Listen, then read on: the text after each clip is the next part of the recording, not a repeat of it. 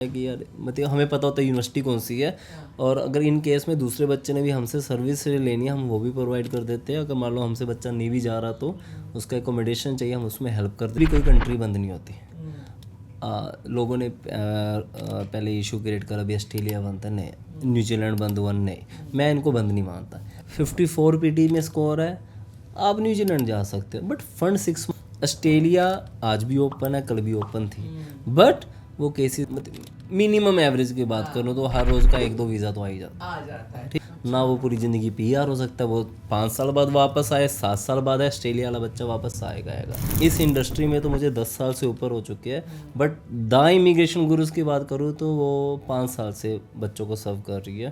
Hi guys, 94.5 my FM की मैं RJ Divya आपके साथ, और आज द एक मुलाकात के लिए मैं पहुंच गई हूं द इमिग्रेशन गुरु, और मेरे साथ गुरु मौजूद हैं, यानी कि बाकी बच्चों के गुरु Dheeraj Gandhi. Hi Dheeraj, how are you? Hello ma'am. So आज हम इनके साथ करने वाले हैं एक मुलाकात, और आज एक मुलाकात कुछ स्पेशल होने वाली है क्योंकि बहुत सारे बच्चों के डाउट थे कि यार हमें बाहर जाना है पर कुछ आइडिया नहीं लग पा रहा है। सो देयर यू गो, क्योंकि आज आइडियाज़ भी मिलेंगे, थॉट्स शेयर होंगी, और इसके अलावा कि कैसे आप वहाँ जा सकते हैं वो भी डिस्कस होगा। लेकिन सबसे पहला सवाल मेरा यही है आपसे कि बहुत सारे बच्चे ऐसे हैं जो जाना चाहते हैं लेकिन फिर भी डर जाते हैं, क्योंकि आजकल आपको तो पता है मार्केट के हाल।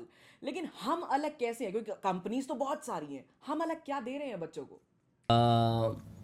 सबसे पहले तो मैं आपको बता दूंगा कि हम अलग कैसे हैं इसके बारे में थोड़ी सी लेट बात करूंगा, बट आपको इसका क्राइटेरिया बता देता हूँ क्या है। लाइक पहले एक कहावत होती थी कि हर एक दीवार के नीचे एक प्रॉपर्टी डीलर होता था। राइट ना, आपका इतने सारे होते हैं। आज की कहावत यह है कि हर एक ईंट को निकालो तो उसके नीचे एक एजेंट बैठा हुआ है जो बाहर भेजता है। ठीक है ना। So why people trust on us, उसका एक सीधा सा एक एग्जांपल यह है कि वी आर लाइक ट्रांसपेरेंट। जब बच्चा हमारे पास पहले दिन आता है, बच्चे के पास सारी असेस होती है, चाहे उसकी वो ईमेल आईडी है, चाहे वो उसी का नंबर डालते हैं, जो वो पेमेंट्स करता है वो अपने क्रेडिट कार्ड से करता है या अपने अकाउंट से करता है, ना कि हमें लाइक कुछ केसेस में ऐसा होता है कि वो हमें कैश दे जाता है तो हम उसका रिसिप्ट उसको देते हैं। We are transparent. हम बिल्कुल ट्रांसपेरेंसी के साथ काम करते हैं। जब बच्चा अपनी फ़ाइल को लॉन्च करवाता है तो उसकी क्रेडेंशियल भी हम बच्चे के साथ शेयर करते हैं। और इवन हम अलग कैसे हैं, बच्चा हमें खुद आके बताता है कि मेरा वीज़ा आ गया। उसके पास इतना असेस है। ठीक है ना, हमारे पास असेस कम है, बिकॉज मुझे लगता है कि इस धुंधलेपन में जितनी रोशनी आप दे दोगे, इस अंधेरे में जितनी रोशनी आप दे दोगे उतने ज़्यादा कामयाब हो जाओगे। और अगर मैं अपनी बात करूँ तो मुझे इस इंडस्ट्री में तो मुझे 10 साल से ऊपर हो चुके हैं, बट द इमिग्रेशन गुरुज की बात करूँ तो वो 5 साल से बच्चों को सर्व कर रही है। और उसने 5 साल में जो भी मुकाम हासिल करे वो बच्चों के सामने है। और हमने पहले दिन से ही विद ट्रांसपेरेंसी काम कर रहे हैं। हमने पहले दिन जब काम करना स्टार्ट करा था तो मुझे याद है कि हम कोई चार्जेस भी नहीं लेते थे बच्चे से, जैसे after visa charges, front end charges, ऐसा कुछ भी नहीं था। ठीक है, उसके बाद हमें लगता है कि एक्सपेंसेस हैं। देखो, एक्सपेंसेस निकलने तो बच्चों से ही है और इनकम से ही निकलने हैं। नो बडी पे फ्रॉम देयर ओन पॉकेट, कोई भी नहीं देता।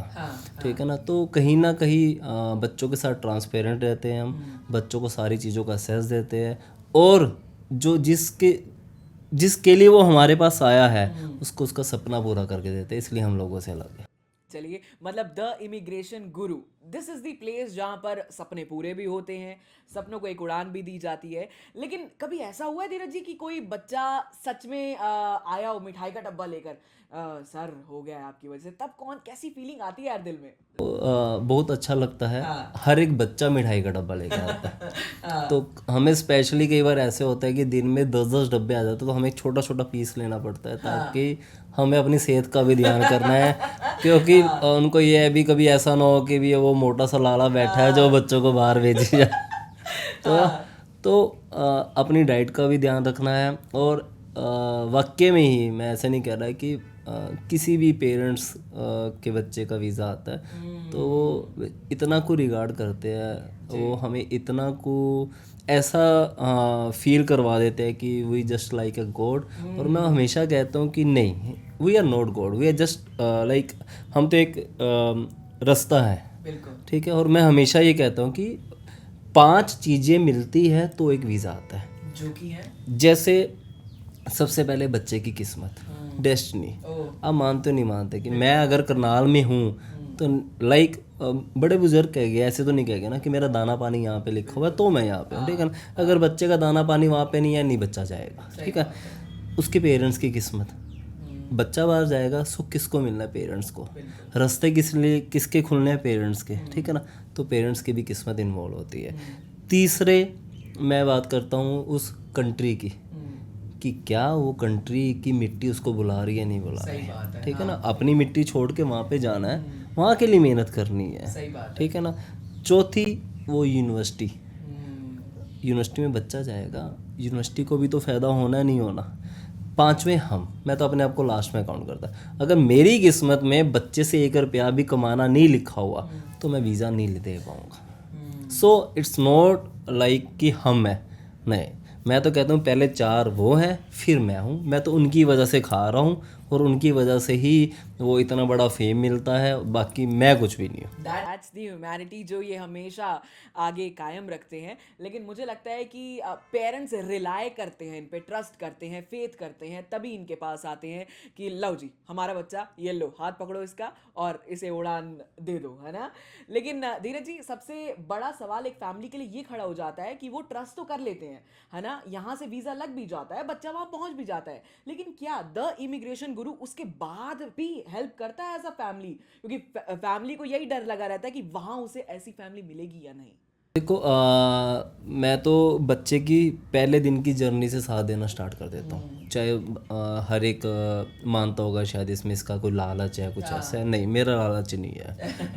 अगर मैं कमाई की बात करूँ तो ठीक है, अगर पैसा आता है तो वो ग्लैमर लाइफ को भी मेंटेन करना पड़ता है। देखो, because we have not any products, मेरे पास कोई चीज़ नहीं है जिसको मैं दिखा के बेच सकूँ। वही हमें इमिग्रेशन कंसल्टेंट्स को एक वो वाइब क्रिएट करनी पड़ती है ताकि बच्चे को फील आए कि मैं एक अच्छी जगह बैठा हूँ, ठीक है। दूसरी बात मैं उसको बोलूँ कि बच्चे के लिए लोन प्रोवाइड करवाना, राइट। हम बच्चों को लोन में भी फैसिलिटी प्रोवाइड करते हैं कि बच्चे को मान लो उनकी ITR अच्छी है, नॉन कलेक्टर लोन लेना है, ठीक है, आप प्रॉपर्टी नहीं रख सकते, प्रॉपर्टी नहीं है आपके पास, आपके ITR अच्छी है तो भी हम लोन प्रोवाइड करते हैं बच्चों को। प्री अप्रूव्ड लोन हमारे पास पड़े होते हैं, बच्चा आए, अगर बच्चा क्वालिफाई कर रहा है तो उसको एकदम से लोन मिल जाए। अब आ जाता हूँ उसकी जर्नी की। हम एयर टिकट्स में तक डील करते हैं, हम एयर टिकट्स भी प्रोवाइड करते हैं बच्चों को, ताकि बच्चे को रीज़नेबल रेट में टिकट, इसमें भी बहुत ज़्यादा स्कैम है, आपको पता नहीं है कि भी। मैं अपना एक एग्जांपल शेयर कर देता हूँ। जब मैं करनाल में, पंजाब से करनाल आया, मेरे फादर साहब एक्सपायर हो गए थे, तो मुझे अपनी मदर के लिए यहाँ पे शिफ्ट होना पड़ा, राइट। नहीं तो शायद मैं पंजाब में ही रहता हमेशा, क्योंकि पंजाब में ज़्यादा कल्चर है इसका, है। तो मुझे अपनी मदर के लिए शिफ्ट होना पड़ा। तो मैंने सबसे पहला वीज़ा आया, उस लड़की का नाम तो नहीं लूँगा, उस लड़की का वीज़ा मैंने लगवा के दिया। कोविड का टाइम था, कोविड में एयरपोर्ट के रूल्स चेंज हो रहे थे, भी आप ट्रैवल कर सकते हो नहीं कर सकते। मैंने उसकी टिकट बुक करवाई करनाल के किसी एजेंट से। अच्छा, स्पीकिंग करो, वो सुन भी रहा होगा तो मुझे कुछ है नहीं ऐसा, ठीक है ना। मैंने करनाल के एजेंट से टिकट बुक कराई, बच्चे ने टिकट पे करे पैसे, बच्चे की टिकट हो गई, बच्चा वहाँ पे एयरपोर्ट पे पहुँचता है और बच्चे को पता लगता है उसकी तो पेमेंट ही नहीं हुई है, ठीक है। उसकी पेमेंट नहीं हुई थी, बच्चा, वो कहते हैं आपकी टिकट बुक है, जो एयरपोर्ट पे थे, वो कहते हैं आपकी टिकट बुक है, आपकी पेमेंट नहीं आई तो हम आपको बोर्डिंग पास एलोकेट नहीं कर सकते। तो हमने बोला कि ऑन द स्पॉट पेमेंट ले लो, नहीं, कहते हैं आपको एक अलग से टिकट बुक करनी पड़ेगी तो हम आपको ट्रैवल कराने देंगे। मैंने उस एजेंट को फ़ोन करा, भाई टिकट, कहता नहीं मैं बात करता हूँ। वो कहता ठीक है, आपकी 10 बजे एयर कनाडा की फ़्लाइट जाती है, सबको पता है। उसने बोला कि ठीक है, आपको मैं 1 बजे या 3 बजे एक एयर इंडिया की फ़्लाइट जाती है, उसमें ट्रैवल करा दूंगा मैं किर सो कि कोई बात नहीं, बच्चा 4 घंटे वेट कर लेगा। एयर इंडिया में उसको भी रेट ज़्यादा मिल रहा था, मुझे नहीं पता क्या था, उसने एयर इंडिया में भी ट्रैवल नहीं कराया। मैंने बच्चे को फ़ोन करा, मैं कहा ठीक है मैं तेरे लिए होटल बुकिंग कर देता हूँ, तो वहाँ पे स्टे करना। क्यों वो वापस क्यों नहीं जा सकता? वहाँ से वो इमोशंस लेके गया, उसकी मदर ने, उसके रिलेटिव ने रोते हुए उसको विदा करा होगा, और वो एक लड़की है, ठीक है, मैरिड, वो भी मैरिड, उसका स्पाउस, उसका हस्बैंड बाहर खड़ा है, वो मुझे फ़ोन कर रहा है बार बार। मेरे को ऐसा फील हो रहा था कि लाइक मैं टॉर्चर हो रहा हूँ, और मैंने कमाया क्या इसमें है? तो मैंने उनको 2 दिन वेट कराया, एक दिन मैं कहा आज रुको, मैं कल की आपकी टिकट बुक कर रहा हूँ। मैंने साथ के साथ ही टिकट बुक करी अगले दिन की रात की। एयर कनाडा की नहीं मिली, एयर इंडिया की मिली। वो 1 बजे, पता नहीं 3 बजे एक फ़्लाइट जाती थी। जैसे ही मैंने वो टिकट बुक करा दी, उनको कंफर्मेशन भेज दी, रात को 12 बजे के बाद कैनेडियन एम्बेसी के रूल चेंज हो जाते कि आप इस यूनिवर्सिटी में जो पढ़ रहे हैं वो ट्रैवल कर सकते हैं, बाकी आप ट्रैवल नहीं कर सकते। अब उसका कॉलेज था, पहली लिस्ट आई थी यूनिवर्सिटी की, कॉलेज का उस DLI का नंबर नहीं आया और बच्चे को ट्रैवल नहीं करें। वो लड़की यहाँ पे 6 महीने उसके बाद रही है, उसके बाद उस बच्ची ने ट्रैवल करा, ठीक है ना। अब देखो वो घर गई होगी, रिलेटिव ने बोला होगा शायद आपको एजेंट चोर मिल गया होगा, बदनाम कौन हुआ? मैं, और कोई बदनाम नहीं। वो जो वो बच्चा वो मुझे जानता है, ना कि उस एजेंट को जानता है इसने टिकट बुक कराई। तो ये स्कैम बच्चों के साथ हुए हैं, होते हैं। और तभी कहते हैं ना, आपने बोला ना भी इतने सारे अंधेरे में और रोशनी कैसे, कौन सी रोशनी से देखे भी हमें पता लग पाए भी एजेंट अच्छा है।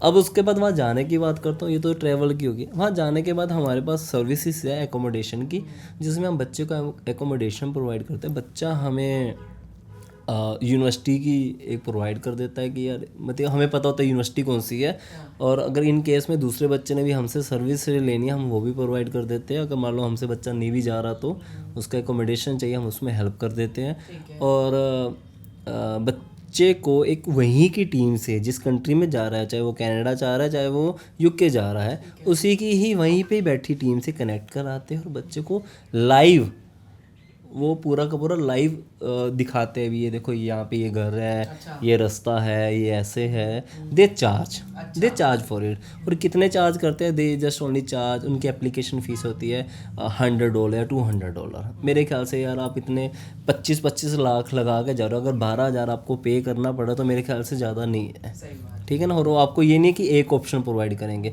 वो आपको 5 से 7 ऑप्शन प्रोवाइड करते हैं कि इसका प्राइस ये है, इसमें आपको वीकली ये पे करना पड़ेगा, इसमें खाना मिलेगा नहीं मिलेगा, ग्रोसरी मिलेगी नहीं मिलेगी, यहाँ पे किचन है या नहीं है, तो ये सारी चीज़ें दिखाई जाती है। उसके इवन एकोमोडेशन के बाद भी अगर बच्चे को कोई वर्क से रिलेटेड प्रॉब्लम होती है, सो हम बच्चों को कनेक्ट कराते हैं आपस में, जो बच्चे हमसे गए हुए हैं, कि भाई तो उसकी हेल्प कर सकते हैं। बिकॉज अगर मैं बात करूँ, मैं वहाँ पे एम्प्लॉयर से सेटिंग करके कोई जॉब लगवा दूंगा, नहीं। वहाँ पे जब जॉब मिलती है 2 बेसिस पे मिलती है, एक अपने होनर के पीछे और एक अपनी रेफरेंस के पीछे, इसके अलावा कोई केस नहीं है। सही बात है। तो ये थोड़ी हार्श रियलिटी बताई है आपने, but this is the reality जो यहाँ पर खुद धीरज जी ने बताई है।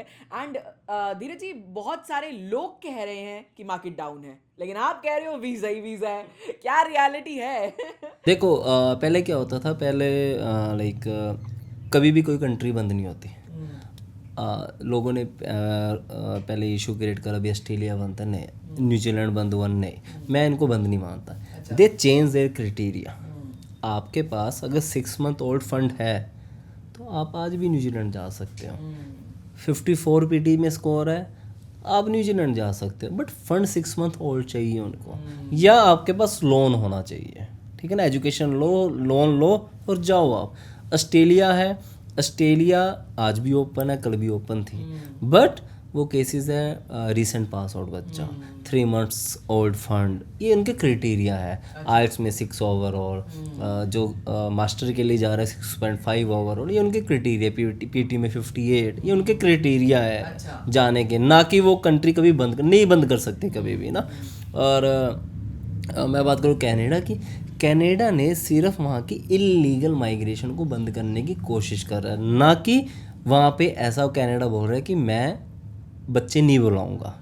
मैं तो कह रहा हूँ भी मुझे नहीं पता बाकी कंसल्टेंट का क्या है कैसे है, बट मेरे पास तो वीज़ा, मैं मतलब मिनिमम एवरेज की बात करूँ तो हर रोज़ का 1-2 वीज़ा तो आ जाता है, ठीक है ना। और ये भी बात करूँगा कनाडा का आता है, ठीक है ना, न्यूजीलैंड का आता है, UK का आता है, ऑस्ट्रेलिया के लिए बच्चा वो सिंसियर नहीं मिल पाता। क्यों? हरियाणा में जैसे मैं इस टाइम पे हरियाणा में बैठा हूँ यहाँ पे, तो हरियाणा का बच्चा एक तरीके का ब्लैक लिस्ट है। वो क्यों है? बिकॉज इतना फ्रॉड करा है ना एजेंट्स ने, 10th +2 एडिट करके इमिग्रेशन में लगा देते हैं। वहाँ बच्चा यहाँ से यूनिवर्सिटी की फ़ीस पे करता है, 6 महीने बाद यूनिवर्सिटी, क्योंकि ऑस्ट्रेलिया में फ़ीस जो है वो नॉन रिफंडेबल है। जो भी जितनी भी फ़ीस पे करके गया होगा, मान लो 6 मंथ की पे करी, उसको वो मेंटली प्रिपेयर है कि ये फ़ीस मेरी ख़त्म है। वहाँ से वो कॉलेज में स्विच करता है, और आईटी का कोर्स में गया होता है यहाँ से, वहाँ से ले लेता है बिजनेस का कोर्स। ना वो पूरी ज़िंदगी पीआर हो सकता है, वो 5 साल बाद वापस आए, 7 साल बाद है, ऑस्ट्रेलिया वाला बच्चा वापस आएगा अगर उसने अपनी स्टडी के अकॉर्डिंग जॉब नहीं की। तो वो तीनों स्टडीज मैच करते हैं, what you did in India, what you did in Australia, and now where you are working. अगर ये तीनों चीज़ों की पाइपलाइन है, मतलब आपने नॉन मेडिकल में स्टडी करी यहाँ पे इंडिया में, आपने आईटी में डिप्लोमा का डिग्री करी ऑस्ट्रेलिया में, आपने उसके बाद आईटी में ही जॉब करी, तो आप पीआर के लिए एलिजिबल हो। आपने क्या करा, यहाँ पे नॉन मेडिकल करी, यहाँ पे आईटी के लिए आए, फिर स्विच करके बिजनेस के कोर्स में गए, मतलब आपने क्रॉस कर लिया। पहला ऑप्शन, आपने यहाँ पे नॉन मेडिकल में है, आपने यहाँ पे आईटी में डिग्री करी, बट जो आपने जॉब है वो मैकडी में कर रहे हो, नॉट एलिजिबल। ट्रकिंग कर रहे हो, नॉट एलिजिबल। और ये जो चीज़ें हैं, मैं तो कह रहा हूँ भी कहते हैं हमारे बुजुर्ग भी, वो कहते ने भी दीवा बुझना नहीं चाहिए हैगा। ता वास्ते मैं तो कहांगा भी हाथ जोड़ के बैठे रहो भी, ए दीवे ना बुझन। नहीं तो मैं आपको बता दूँ भी, आपको अगर ये मार्केट ऐसे ही चलती रही और हम जैसे इमिग्रेशन कंसल्टेंट ने अपनी मार्केट को नहीं बचाया और बच्चों का अवेयर नहीं करा, तो मैं आपको दिखा दूंगा नंबर ऑफ ऑफिस के बाहर ताले लगते हुए। ये 2025 ऐसा है। हमें करना चाहिए, हमें बच्चे को बताना चाहिए। आपको बच्चों को सच्चाई बतानी पड़ेगी, ना आपको ये बोलना पड़ेगा कि यार इसमें वीज़ा इजीली नहीं। बच्चे को आपको रेलिवेंसी प्रोवाइड करनी पड़ेगी, बच्चे को करियर ओरिएंटेड कंसल्टेंसी देने की ज़रूरत है, ना कि there are 2 way, go abroad और study abroad. You have to choose study abroad, not for go abroad. But people are selling go abroad, we are in study abroad. So मैं कहता हूँ अगर स्टडी अब्रॉड का सपना है तो मेरे पास आना, गो अब्रॉड वाला सपना है तो प्लीज़ मेरे पास मत आना। सीधा सपाट। एंड इन लास्ट में यही पूछूंगी कि बच्चों को क्या मैसेज रहेगा धीरज तरफ से? मेरा तो यही मैसेज है कि अगर आप IAS officer, DSP, IPS, SP, जज, लॉयर यहाँ पे लग सकते हो तो अच्छी बात है। अगर इनमें नंबर नहीं पड़ता तो प्लीज़ धीरज के पास आओ, धीरज आपको बाहर भेज देगा। सो मैं कहती हूँ क्लियर है यार। अगर आप भी जाना चाहते हैं अब्रॉड और यार विश्वास नहीं हो रहा है, ट्रस्ट नहीं हो रहा है, मार्केट में कहाँ जाएं कहाँ ना जाएं, 10 बातें सुनने को मिल रही हैं, then trustworthy place is the immigration guru and you have to meet Dheeraj. बाकी stay tune to my FM. चलो अच्छा सुनते हैं।